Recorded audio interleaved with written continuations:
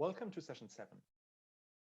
In session 6, we talked about the general principles of pricing, how to measure willingness to pay, and how to calculate the amount of value that your product creates for a client. And you can see it in the way that this gives us the single ideal price we may want to charge to our customers. However, it seems likely that customers are very different in the amount of money they are willing to pay for different products. So today, this session will be about how can we achieve of charging different prices to different people in one way or the other. And we address this question in 3 different ways. First, we talk about price discrimination and price bundling. Then we talk about how consumers perceive value and how probably this perception is a bit different from the economic value creation, which we discussed in session 6. And ultimately, we speak about price promotions and EDLP, everyday low price strategies. Let's start with price discrimination and price bundling. Price discrimination appears all the time when the company sells the same or essentially the same product to different customers for different prices. Look at the examples on this slide. We have Air France in economy class and we have Air France in business class. And you can go online to the Air France site and check the prices, and you would see that depending on the destination, business class is probably anything between 3 and 6 times more expensive than economy class. However, when you think about it, the basic service that the company provides is the same. If the flight crashes, it crashes for everyone. If the flight is delayed, it is delayed for everyone. If there's a technical problem, the technical problem is the same for everyone. Of course, there are differences in the amount of space you have, probably in the type of entertainment you get or the type of food you get, but in the very core, the value proposition is very, very similar. Another example for this are different credit cards. Below, you see the example of American Express, who has a whole range of credit cards, gold and blue and platinum and so on and so forth. And while they all differ in certain services, like the type of insurance they have, or whether you have access to a concierge service, for example, they are fundamentally identical because they can all be used in order to pay online or in a shop when you don't want to pay with cash. An even more extreme example of this is when cinemas or opera houses or theaters sell the same seat at different prices, depending on whether the person who wants to buy it is a student who probably has less money or a working person who probably has more money. And all of these cases can be summarized in 2 different groups: price discrimination and price bundling. Price discrimination is when we sell the same product or a slight variation of the product to different prices for different people. And price bundling is when we sell products either individually or as a group, or sometimes we do both. We sell them both individually and as a group. We first talk about price discrimination now and then move on to price bundling. As I said before, price discrimination is the policy of charging different prices for different units sold in order to increase overall profits. Now, if we want to do price discrimination, we need 2 different things. First of all, people need to be different in their willingness to pay. Well, that is obvious because if everyone were the same in what they are willing to pay for a product, then we do not need to charge different prices for different people because the optimal price would be identical for everyone.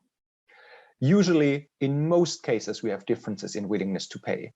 The difference in willingness to pay may vary a little bit from being very extreme to very small, but there's very, very little product where there is no or very, very limited variation of willingness to pay. And another thing we have to avoid is the ability of resell and arbitrage that we have to prevent. For example, assume a cinema sells regular tickets for $10 and sells student tickets for $5. We need to stop that a student, you, go to the cinema, buys 20 tickets for $5 and then resells them to other people for $7. Of course, this would make sense for all of you. You would earn $2 and whoever buys the ticket would save $3, but it would not be good for the cinema. So we need to avoid this. And there are multiple ways how this can be avoided. We talk about this in a minute. One thing to note, however, is that a situation where you observe different prices that are charged for the same or nearly identical product does not necessarily mean that it is price discrimination, because sometimes the differences in prices that you see are due to the fact that the production costs, for example, differ. Price discrimination has always the goal of profit increase. If you pay for a rush order more than for a regular order, because the rush order is more expensive to handle or more expensive to ship, or if you pay for a bottle of Evian water more in the US than in France, because the bottle has to be transported from France to the US, then we usually don't talk about price discrimination. Now, price discrimination comes in 3 different forms or degrees. There is second-degree price discrimination, where a company, a monopolist, charges different prices for different quantities of the product. So the price depends on how many products you buy. There is third-degree price discrimination, where the monopolist charges different prices for different people, for example, for different demographic segments. And there is first-degree price discrimination, where the monopolist does both. We talk about all of these now. We start with second, we then move on to third, and finally talk about first-degree price discrimination. Second-degree price discrimination is something that you may know as a volume discount. Whenever you go into a supermarket or any type of retail outlet and you see a promotion that is something like buy 2 and get 1 for free, then we talk about second-degree discrimination. Some very, very basic loyalty programs also fall into this group. If a company, for example, gives you a scratch card, where for every time you buy bread or you go to a restaurant or you purchase a coffee, you get a little scratch, and after 10 scratches or a filled out card, you get 1 meal or 1 coffee for free. This is, of course, a loyalty program, but technically it's probably closer to a second-degree price discrimination. A slightly hidden version of second-degree price discrimination is what is called two-part tariffs. You have this situation always when consumers pay a fixed fee to enter the market and another fee per unit of consumption.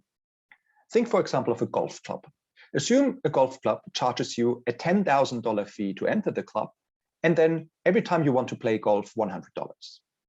If you enter the club to only play golf once, the total cost of this game is $10,000 plus 100, $10,100. If you play 2 games, the total cost is $10,000 plus 200, so $10,200, divided by 2, so 5,100.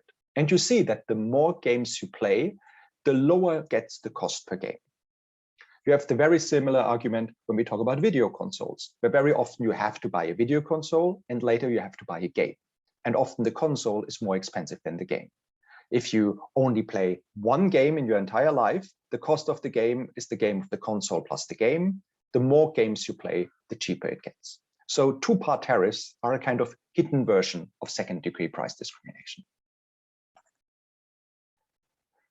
Now, third-degree price discrimination, as I said before, is when the company, the monopolist, identifies different segments of customers with different willingness to pay. And there are lots of examples for this. Business versus holiday flyers on a flight. Air France has business class and economy class, for example, because for some people, it might be more important to arrive at the destination in a relaxed way. If you send a manager for a 48-hour trip to New York for an important negotiation, you probably don't want to send her in economy class, because in business class, the person can sleep and hence is more relaxed and probably does a better negotiation. If you take the same flight to spend 3 months in the US on a road trip, it's probably less important if the first day when you arrive, you're a little bit more tired. Professional versus leisure users of a credit card, because in some cases, this means the concierge or the insurance might be more important. People living in different countries, which is something that is incredibly common when we talk about pharmaceutical pricing. The same type of pharmaceutical, the same drug, may be sold at very, very different prices in Europe, in the US, or in Africa, for example. Different prices are usually charged for each group depending on their price elasticity. This means how much they are willing to pay. And as mentioned before, it's really important that we avoid resale and arbitrage, and there are different ways. There can be technical hurdles, for example, different clothing sizes in different country, manuals in the local language, some type of technical hurdles, or there can be simple verification, like when you buy a cheap train ticket because you're a student. Very often when somebody checks your ticket, they require to see the ticket is usually in your name. So they require to see your ID card to check that you are the right person, and also a proof that you are actually a student. Now, while second-degree and third-degree price discrimination are interesting, the most interesting is obviously first-degree price discrimination, where different prices are charged at the same time for different units and different customers. And in order to explain this, let me give you an example. In 1919, IBM introduced a laser printer, the Model E. that compared to the existing laser printers that IBM already had in the market at the time, Model E was slower. It printed 5 pages instead of 10 pages per minute, but it was also cheaper. It was 60% that was a price that was 60% below the price of other modules. Now, up to now, there's nothing really interesting in this. What is interesting is that the Model E printers were technically identical to the ones that already existed in the market. So Model E printers were actually fast printers that had an additional chip added into it that made the printer artificially wait a certain number of seconds after every page. So essentially, IBM took a good product, in this case, a fast printer, spent additional money on that good product by buying a chip and putting it into the printer to make it a less good product. Why does this happen? Why does IBM offer a lower quality model that is more expensive to produce when there is already a higher quality model?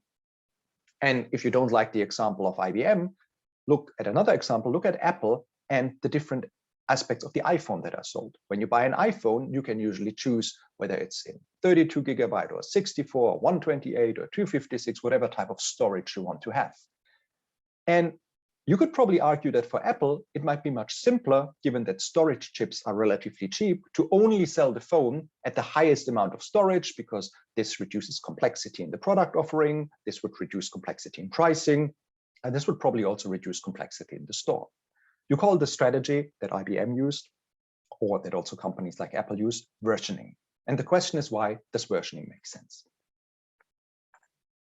Well, take the following example. Assume there are 2 people in the market, 2 people in the world, Adam and Bob. Adam values a fast printer at 700 and a slow printer at 600. Bob values a fast printer at 1000 and the slow one at 700.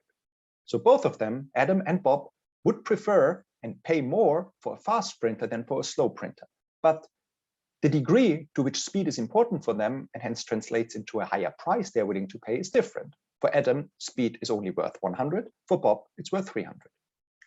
Furthermore, assume that it costs us $450 to make a fast printer and more, $475 in this case, to make a slow printer. Why is it more? Well, because we have to add an additional chip. Remember what I said on the previous slide.